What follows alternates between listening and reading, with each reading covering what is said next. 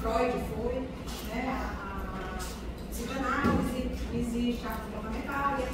E existe a logoterapia. E a logoterapia é a terapia do sentido. E aí o Viktor Frankl, ele o que tem a ver com a história, né? É que o Viktor Frankl, ele era austríaco e ele estudou na mesma escola de psiquiatria de Viena com Freud, depois dele, né? Na época da Segunda Guerra Mundial, e ele era judeu e ele foi para o campo de concentração. Lá no campo de concentração, ele começou a observar, entre várias coisas, que aqueles que sobreviviam e que sobreviveram por mais tempo dentro do campo de concentração eram aqueles que buscavam algum sentido para a sua sobrevivência ali. Aqueles que não viram sua vida com sentido nenhum, mas eles não viviam tanto tempo. E ele, como ele era do determinismo, por isso que tem a ver com o que eu falei aqui, que era o que Freud achava, que era um ambiente determinado como é do cérebro, então ele era a favor do determinismo, durante o tempo dele de concentração, ele pode ver que não. E do mesmo jeito que os que sobreviveram, aqueles que tinham algum sentido, sobreviviam mais, também as mesmas pessoas, as pessoas no mesmo contexto, não as mesmas pessoas, né? Mas aquele grupo de pessoas dentro do mesmo contexto, vivendo a mesma influência do ambiente, poderiam agir das maneiras mais diferentes do mundo. Então, tinha os judeus que, mesmo sofrendo, sendo torturados, né, pelos nazistas, etc., o que é que eles faziam? Alguns simplesmente choravam, paravam de viver, né, e não queriam mais comer, não queriam fazer nada. Outros começavam a trabalhar, diziam: eu vou trabalhar muito aqui para ver o que é que eu consigo. Outros diziam: eu vou ajudar os nazistas, porque aí eu vou conseguir beneficiar. Outros torturavam ou denunciavam os próprios colegas que estavam ali na mesma situação. Então ele viu que não é o ambiente externo, ou o ambiente que ele vive, o território que ele vive, que determina quem você vai ser. Na verdade, são as suas experiências pessoais. Aí a gente volta para o outro ambiente que ele vivia, que as pessoas vivem, que é a família. O primeiro é aquele que tem diferença. Tá? Então, quem tiver interesse, muito legal, tá? Em busca de sentido, o nome do livro dele, tem vários livros, mas o principal dele é Em Busca de Sentido e Importante. O que é que eu falei aqui? Já veio puxando os cuidados paliativos, que os cuidados paliativos a gente usa muito a logoterapia, porque as pessoas muitas vezes não veem que tem uma cura, e elas precisam ter um sentido na vida para continuar. Então vamos lá, aqui, lembrar deste tema.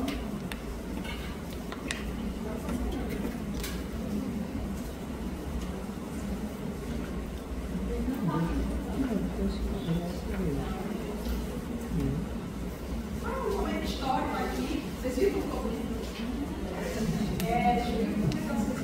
a Recuperação da Saúde surgiu em 1920, tá? Com o termo em inglês, para quê? Para definir aquele território que a gente tinha que fazer com aquilo dali. E em 94, com o surgimento da estratégia de saúde da família, também começou a surgir a necessidade, até porque você teve os agentes comunitários de saúde, né? Começou na história da estratégia de saúde da família, etc. Ceará. Ceará pioneiro nisso aí. E depois que eles começaram, eles tinham que trabalhar em algum lugar, um território. Só que eles não podiam pegar o território todo. Ah, vou trabalhar no Ceará, beleza, vou pegar o Ceará todo, uma pessoa só. Impossível. Então eu ia fazer igual como era a senhora, né? O José de Alencar, né? Não, era Iracema, José de Alencar. Ele tomava banho na beira-mar e ia se cercar lá no sertão, né? Enfim, não dá para ele fazer isso, porque era Iracema, certo? E aí, resolveram fazer também, começar a implementar a territorialização, para determinar quantas pessoas ou o tamanho do ambiente que cada agente comunitário de saúde poderia tomar conta. E aí, depois disso, foi-se para qual o tamanho do ambiente que cada equipe de saúde poderia tomar conta. E aí, o que é que precisa fazer? Primeiro, conhecer o território. Né? Então, não tem como dividir. Hoje em dia, já é maravilhoso. Hoje vocês têm os mapas georreferenciados que vocês colocam como já. Qual é a área do Município? Vocês botam aí no Google, delimitam, aí já sai tudo. Na época que eu fiz a residência eram os mapas. A gente estava procurando os mapas que a regional tinha que mandar. Aí a regional mandava o mapa de 1857. E a gente, agora, como é que a gente vai atualizar? Vai a gente andando. Literalmente. Contando as casas. Um trabalho, né, e não sei o quê, mas a gente tinha que fazer porque não tinha que sair e a gente precisava limitar o nosso território. Tá? Mas aí eu preciso conhecer inclusive quais são as dificuldades que eu tenho no meu território. Pelo georreferenciamento é ótimo, eu consigo ver aquilo dali. Mas tem alguns locais que mesmo com georreferenciamento fica difícil. Exemplo, as populações ribeirinhas. População ribeirinha. Tem lá tudo ótimo, tá lindo, tá aqui, mas aí você não menos espera cair uma árvore, vem aqui. E agora nada passa. Então aquela rua fluvial que existia não existe mais. E agora? Então onde é que eu vou? Eu vou mudar o rio de curso, né?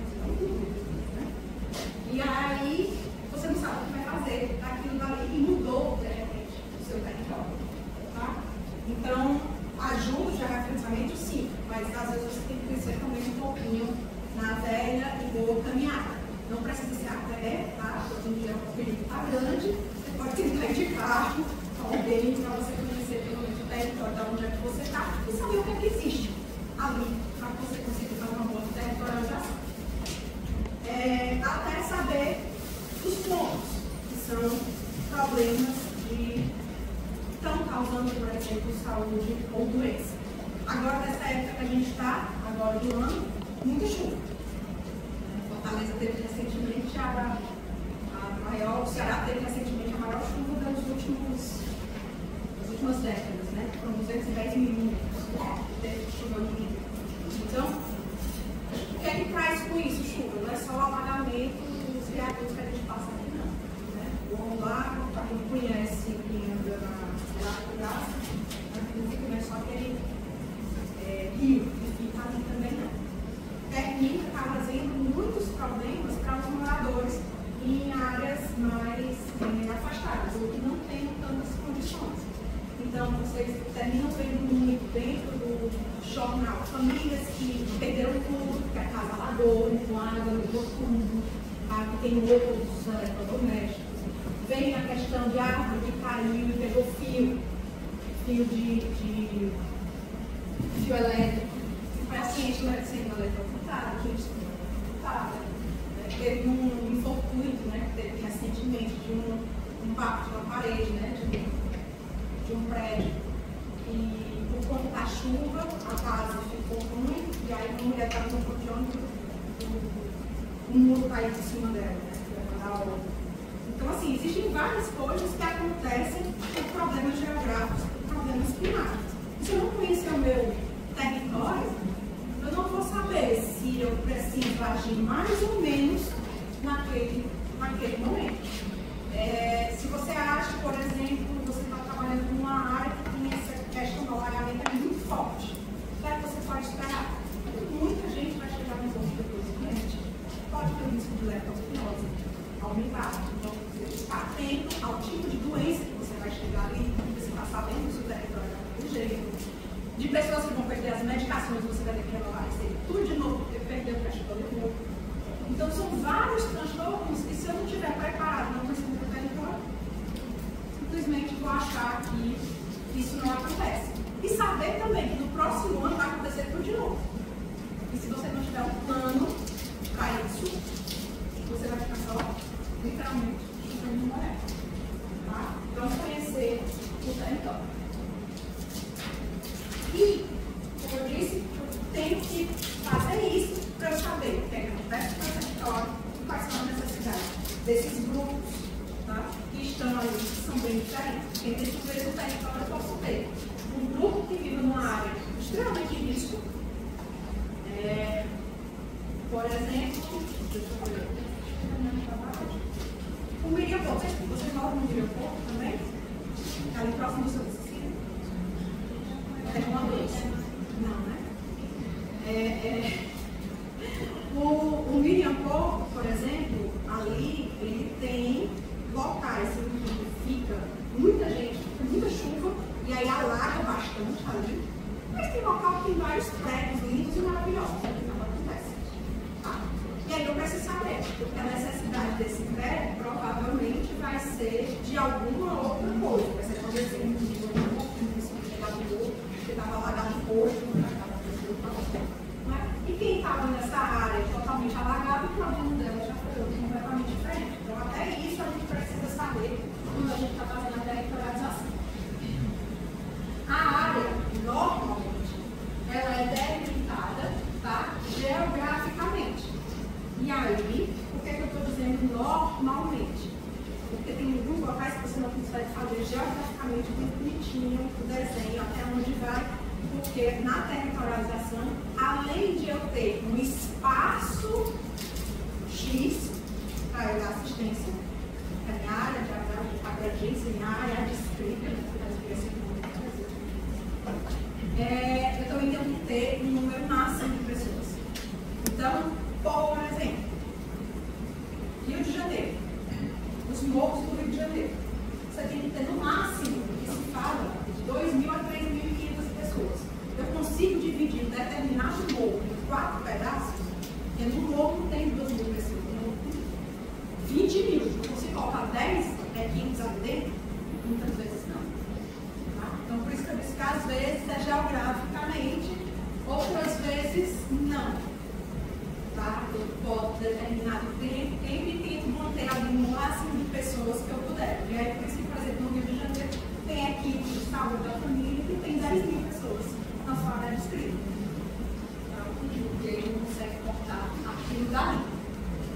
E a microárea é uma unidade X lá, e que tem um acesso, e que no máximo vivem 750 pessoas.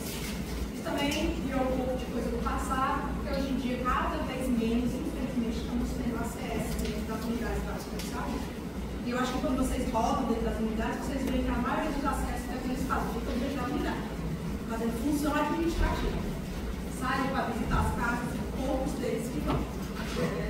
Até porque o número da quantidade deles é tão pequeno, às vezes para uma área de 3.500 pessoas, que era para eu ter de 4 acessos, quando eu tenho uma, eu tenho um. E aí fica difícil para ele manter aquela organização. Tá? E aí os territórios eles podem ser classificados como território distrito, território área e território microárea.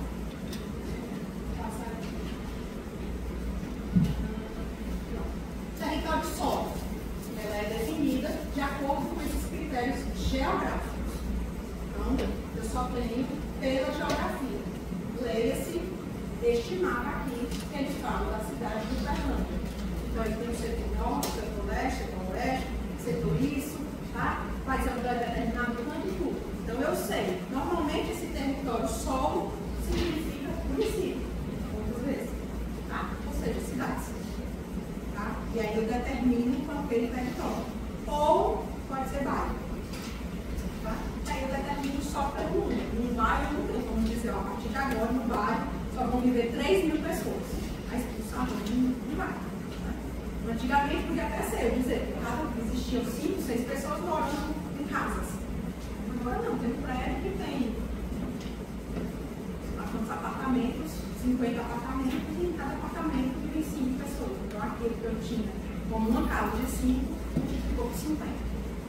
Então não tem como determinar isso num território, por isso a gente chama isso de município. O território processo, ele vai em termos geográficos, políticos, econômicos e sociais daquele local. Aqui ele deu este exemplo, que são, você tem o território solo, Berlândia toda, e aqui como é que eles vivem. Exemplo, Fortaleza. Fortaleza tem um território município, solo, né? Onde a gente vive, quem sabe, né? Conversa de Fortaleza, vai estar ali, tá? Mas o território processo, que é que a Prefeitura de Fortaleza fez, dividiu em regional. Antes eram 6, agora são 12. 12 regionais, certo? E aí cada regional, ela tem o seu funcionamento geográfico, suas peculiaridades geográficas, econômicas, sociais e às vezes, muitas vezes, culturais. Tá? As regionais, hoje, como são divididas, quer dizer que todas elas são parecidas desse jeito lá? Não, não necessariamente. Certo? Mas a intenção foi essa. Eu dei o exemplo de Fortaleza para ficar mais claro para vocês entenderem. Mas, se eu quisesse colocar como um território processo, um bairro que é super conhecido daqui de Fortaleza, o Conjunto Palmeiras. Porque lá tem até moeda própria. Você já sabe dessa história, né? Não? Entende qual é a história? O Conjunto Palmeiras é um bairro daqui de Fortaleza, que ele foi construído, ele foi feito por conta de inundações e etc. E construíram um novo bairro nesse local. Ele fica na Regional 5, Conjunto Palmeiras, próximo ao Jardim, sabe?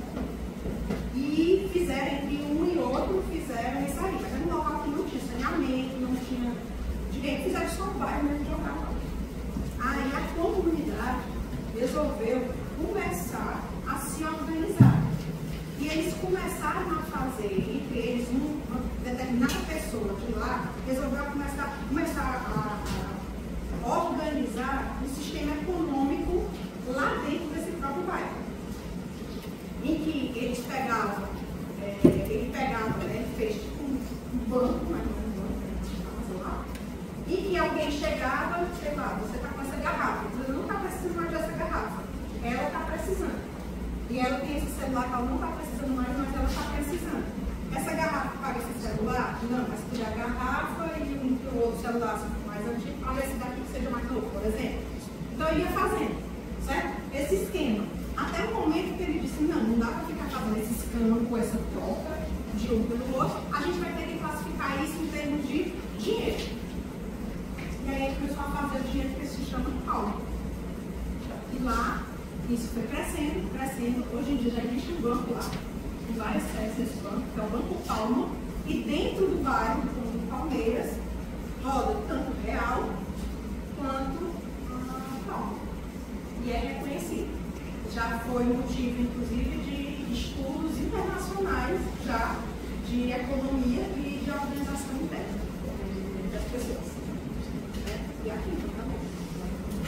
Então existe, pode ver como é que é, para saber como é a moeda Palma do Palmeiras, do Fortaleza do Ceará. É explicar coisa que eu estou contando, eu tenho que falar uma coisa rápida. Mas lá eles vivem, eles têm uma vida própria. Então você sai de casa, tem o cartão Palma já. Você passa o cartão de crédito. Um cartão. E tem lá, sai todo dia, igual o dólar. Quando é que o dólar está valendo por real, lá sai todo dia. Quando é que a Palma está valendo por real.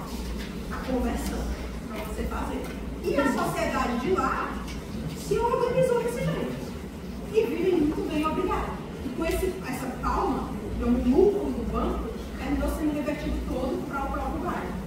Então, eles começaram a fazer cursos profissionalizantes com esse lucro de juros, né, do banco, cursos profissionalizantes, creche, escolas, pavimento da rua, enfim, foi transformando em juros, fazendo a conversão para menorias do próprio bairro. Certo? Então, eles têm um território processo. Eles vivem de uma maneira completamente diferente do que a gente vive aqui. Por exemplo, o Papicu. Tá? É um pensamento bem diferente. Aqui a gente não tem pau. Tá? E lá eles têm. Então, depende de como eu posso me organizar. Território distrito é quando eu tenho um território bem abrangente, tá certo? De acordo com algum distrito sanitário. Aí, nesse caso aqui, eu estou falando mais de saúde. Então, exemplo, Regional 2. Eu vou falar ainda das regionais quando eram 6, porque eu me perdi já agora, porque agora eram 12. Eu sou do tempo que eram 6. Então, a Regional 2, que pega tudo isso que a gente está aqui. Pacu, Meireles, Aldeota, Torres, Tecnoquímica, sabe? Isso aqui é a Regional 2. Quem é o distrito sanitário? Esse local.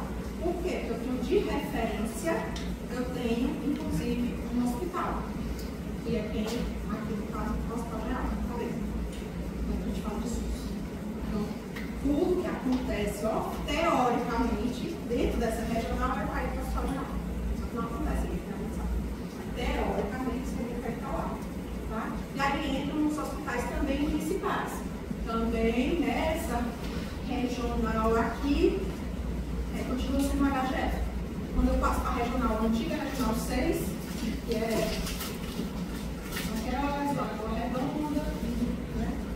A do José Baquirais, ali era o Gonzaguinho.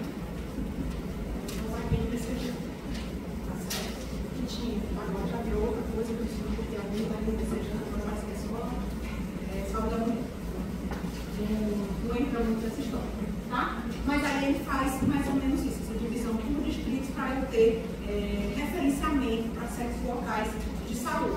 Isso eu falei de nível terciário, mas se você for falar de nível primário, das UBS, ou de nível secundário, tá? Os locais de ponto de assistência, por exemplo, uma clínica que tem aqui no Cristos, tá certo? Ele serve para essa área da Regional 2. E o território área, né, para eu conseguir planejar as minhas ações. Eu tenho o bairro, eu tenho essa regional, que é a Regional 2, por exemplo, que eu tenho a HGF, e que eu tenho a clínica escola daqui do Cristos, mas isso ainda é muito grande. E aí, como é que eu vou fazer o meu território área? Eu vou dividir isso entre as UBS. E dentro da UBS eu vou dividir entre as micro-áreas. Tá? Deu para todo mundo entender? Ou não? Tá difícil. Todo mundo está lá dentro do problema. Todo mundo entendendo nada. Tem esses dois pontos. Espero que estejam entendendo tudo, mas podem perguntar. Estou tentando ver se eu explico para vocês de uma maneira mais simples isso aí. Territorialização é um negócio que já é muito para vocês desse. Só para ficar a dica, hashtag. Não sei por que o pessoal gosta tanto. Mas adora cair essas coisinhas de territorialização. E aí o território área, ele é sempre de processo de uma unidade básica de saúde e que está englobado todos esses profissionais. E quando eu falo na micro-área, eu já falei para vocês, é quando eu determino aquela micro-área que normalmente vocês veem nos postos, né? É da equipe verde, da equipe azul, da equipe amarela, da equipe 1, da equipe 2, da equipe esmeralda, da equipe jardim, enfim.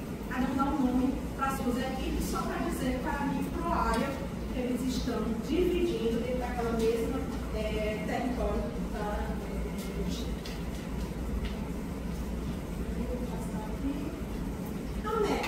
a meta da territorialização, além de eu conhecer tudo que é específico do meu território. Eu tenho 100% da população residente do território cadastrado. Eu consigo isso porque a população muda. E eu sigo a CS, que são as pernas, os braços e os olhos da equipe de saúde da família. Aí eu não vou conseguir menos de jeito nenhum. Tá? Então é muito difícil. É por isso que toda turma que chega de médicos novos, de residente, de medicina de família, ou no programa Mais Médicos, ou no médico, melhor que no Médicos pelo Brasil, ou não sei o que chega numa área, vai na territorialização tudo de novo. Porque eu dou material do outro, não tem mais fácil. Tudo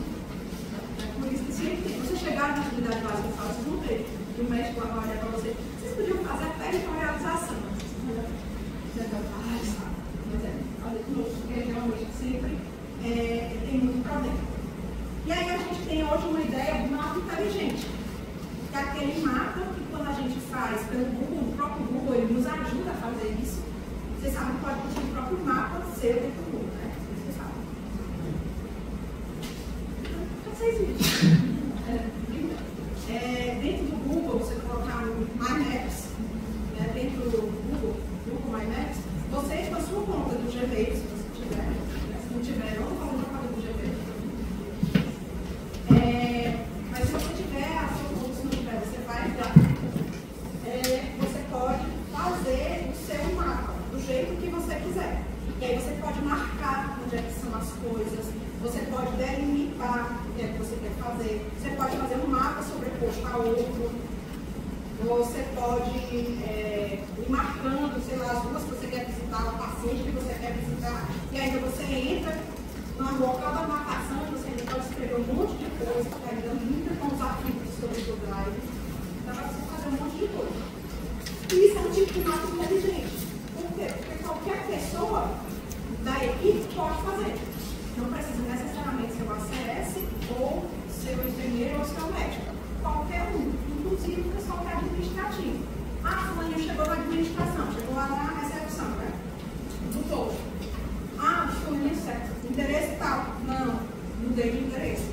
Ele, se quiser, ele pode alterar esse endereço. Já pode, dentro do Google Maps. Tá? Isso é um tipo de mapa inteligente. Tem vários outros que podem ser feitos. Esse negócio de mapa é barato, tá? De graça. O número de internet é tá certo? Para você fazer. Mas existem outros, inclusive aplicativos pagos, etc. Para fazer esse tipo de coisa. E aí, quando você vai, conheci, delimitei, vi o que é que tem, criei meu mapa inteligente, fiz todo aquele negócio lá bem bonitinho, para que serve o que eu quero fazer sobre isso? Eu quero realizar discussões dentro da minha equipe, para eu saber quais são, fazer o levantamento de quais são os problemas que afligem aquele local, aquele território e o que é que eu posso fazer para prevenir ou pelo menos para me preparar. Eu não tenho como me prevenir de chuva. A chuva vai cair sempre em Fortaleza, entre os meses de março, fevereiro e abril. Sempre vai cair. No Ceará vai sempre acontecer isso. Não tem como sair correndo, né? Já são feitos no mantido. Mas o que eu posso fazer para minimizar ou para que eu fique prevenido aquilo que a chuva vai trazer de consequência? Vamos lá fazer chuva de 10. Vamos lá fazer planejamento de catástrofe. A gente usa muito esse plano de catástrofe em hospital, mas a gente pode usar também na UBS. Porque uma coisa que alaga uma população inteira e mais de 500 pessoas ficam sem casas, isso é uma catástrofe. E aí o que é que eu posso fazer? Será que a escola local não pode? Será que essas pessoas têm cama? Será que eu não posso ir atrás de, sei lá, colchão? Enfim, chuva de ideias vai depender do seu território. Então eu preciso conhecer isso aí. Tá? E também conhecer quem são as lideranças dentro daquela comunidade. Porque toda comunidade tem uma liderança. Tem que ser um traficante. Sempre tem isso. Tá? E aí você precisa conhecer o traficante? Não. Dizer outras pessoas que vão me ajudar. Você vai conhecer. Mas toda comunidade tem alguém que lidera. E isso é importante para vocês conhecerem, porque vocês vão ver a realidade vindo de quem sofre daquilo ali. E uma pessoa que a própria população, se você for pensar em educação e saúde, escuta, porque ela é de lá. Muitas vezes quando você chega, buscando lá, né, das tapioca do médico lá que chegou agora na unidade querendo fazer grande transformação, os pacientes dão as costas. Mas se você chega junto com a liderança da comunidade, uma pessoa que eles acreditam, que eles confiam, que estão lá com eles, que sofrem a mesma coisa que eles sofrem, eles escutam você e aí até melhora o seu planejamento de saúde dentro do posto. Tá?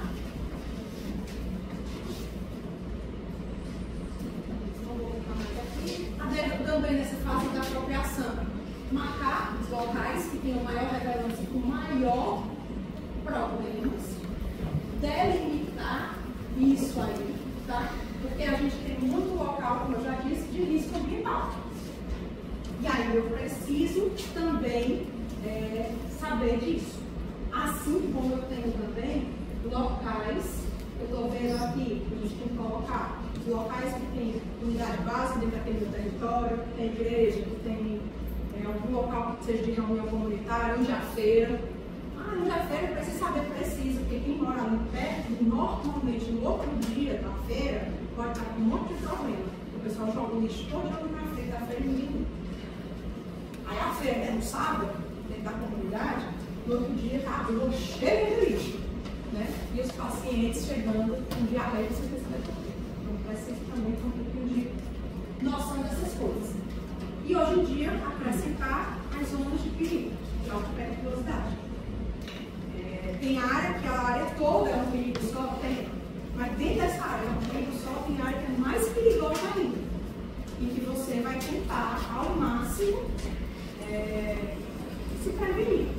Então agora quando eu prevento uma área dessa? Você não vai passar por lá e vou fazer uma visita domiciliar. Vou fazer visita domiciliar para 6 horas da noite para 6. Não. Marca para segunda, porque está no primeiro horário.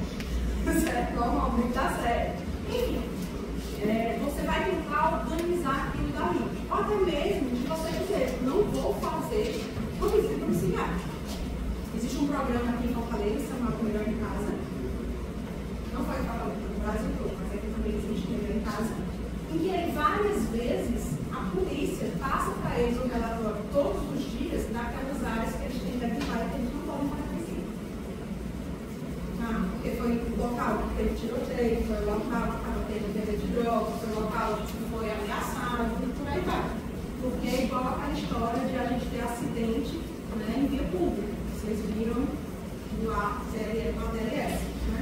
Que é para ter que fazer primeiro segurança inicialmente. Depois é resultado de segurança atendido ou para o restante da cena. Certo? Porque senão você não vai conseguir atender ninguém. Então tem que ser controlado também esses locais. E aí o perfil institucional, a localização, como é o acesso a essa UBS, se é fácil ou não.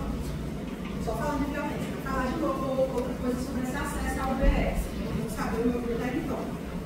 Tem locais em que a UBS, digamos que o território seja esse negócio verde. Aí tem locais que a UBS é bem aqui. Certo? Só que aqui, daqui para cá, quem comanda é uma facção. E daqui para cá, quem comanda é outra. Como é que a pessoa que mora bem aqui vai se consultar aqui? Não tem. Porque essa área que é comandada por uma facção não deixa eu passar. Mas é uma senhorinha de 68 anos. Ela é avó de alguém, ela é mãe de alguém, que é relacionada com facção, não vai receber isso. Não vai passar. E aí eu vou deixar aquela população desassistida. Então eu tenho que ver dentro do meu território onde deve ser o local para eu vir por aqui para fazer um atendimento. Uma vez por semana, 2 vezes na semana, vai depender do que você tenha como meta. E já procurar um local aqui dentro que seja seguro. Porque você também vai vir para cá porque não vou pedir fundo ficar lá. Eu procuro um local, ver quem são as líderes comunitários, quem é uma igreja, uma associação, algum canto assim que seja uma maneira neutro, você procura para fazer um atendimento lá. Porque senão você vai ficar com metade da sua área totalmente desassistida, porque eles não vão poder chegar no ponto da violência. E isso é uma realidade que em Fortaleza, até uns 25, 20 anos atrás não tinha isso. A pessoa agora, entre aspas, recentemente.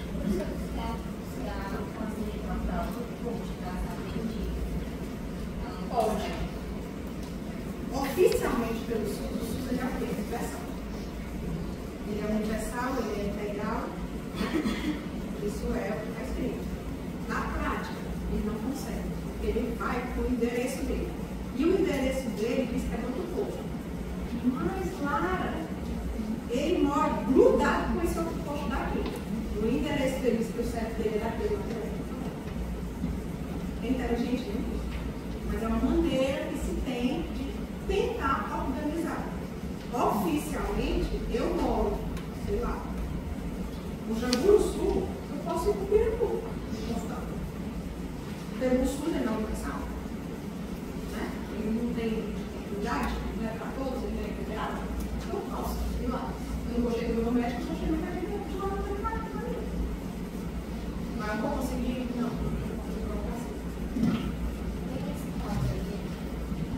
Aí o que é que a gente tem que fazer? Sair daqui e atender lá no terminal, porque senão essa área toda desassistida. O que é que eu já presenciei? Problemas como esses. A população não conseguir chegar aqui. Eu não vou contar, não, mas eu acredito nas contas.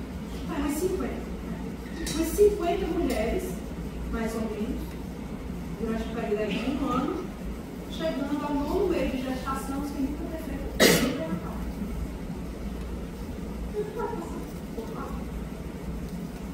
Criança, levou outra turma de criança. Eu chegava lá para atender com 2 anos, 3 anos, nunca tinha tomado uma paciente. É uma coisa meio nada inteligente, não vou outra palavra, mas infelizmente é a nossa realidade. Só para vocês a realidade. O ideal é isso. Você realmente universal, eu tivesse para qualquer lugar e não conseguisse atender. Porque tem realidade desse jeito que eu falei aqui em Fortaleza. Em que o posto desse tamanho, eu moro vizinho ao outro, é bem aqui. Um é lá na ponta, outro nessa ponta, eu moro no lugar, né? Eu não posso saber. Tem vários, principalmente aqui na região nossa.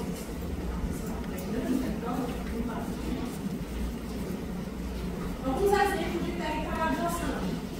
Então, já o referenciamento que vocês fazem muito mais fácil pelo Google, peço menor. Eu só mostrando em alguns locais. Vocês podem pegar isso no Google, colocar que vocês vão fazer isso rapidamente, de maneira bem mais fácil e mais bonita do que essas fotos. Tá? E aí eu mostrei aqui que já é o referenciamento que vocês veem pelo Google Maps. Mas pode ser também, como era na minha época, através do mapa. Certo? Eu posso também pegar um mapa e imprimir um mapa do tamanho A6, A3, né? Lembra do programa de A3, né? Aquele que é bem grandão. Plotagem. Então, plotagem, fazendo bem grandão, um mapa daquele local, eu saio pintando de vermelhinho, de azulzinho, isso aqui. Nossa, posso fazer também. Era assim que eu fazia na minha vez. Tá? E tá errado? Não, mas não. Hoje em dia a gente é mais inteligente, a gente usa a tecnologia, né? Economiza papel, também. E aí, né? Tá? Posso fazer assim. Assim também é por conta de uns mapas, os antigos mapas, só que um pouco mais antigos. Eu posso desenhar. Eu não tenho mapa. E eu não tenho internet aqui. Acontece muito isso na região norte. Não tem internet. O que é que eu posso fazer? Eu vou desenhar. Eu vou andar, vou ver o que é cada canto, vou desenhar e vou fazer. Estou botando aqui a amigo da Leonardo, aqui da do céu, aqui a Global, eu estou desenhando. Pode também? Pode. Está errado? Não. Tá? E aqui, um exemplo que eu falei para vocês, daqueles que são do território fluvial. Tá? Eu tenho muito rio chegando para chegar naquilo dali. E aí aquela pergunta, né? Mais ou menos como a do território que é vizinho aqui, né? Sendo um pouco diferente. Como é que a pessoa que está aqui no meio desses rios ali todinho vai chegar na unidade básica do Jutá? É bem aqui. A unidade tem que ir até lá. É muito mais fácil eu locomover uma equipe de 5 pessoas, 6 pessoas, do que eu transportar a comunidade toda para o tá certo? Então também tem. E aí aquela pergunta que todo mundo faz também. Certo, mas a determinação para o ACS, que ele tem que ficar com 750 famílias. Como é que ele vai fazer? Se aqui vem 3, aqui vem 2, aqui não sei o quê. Como é que ele vai fazer para fazer? Ele vai ficar sozinho? Lógico que não. Aí você vai fazer a determinação geográfica e não populacional.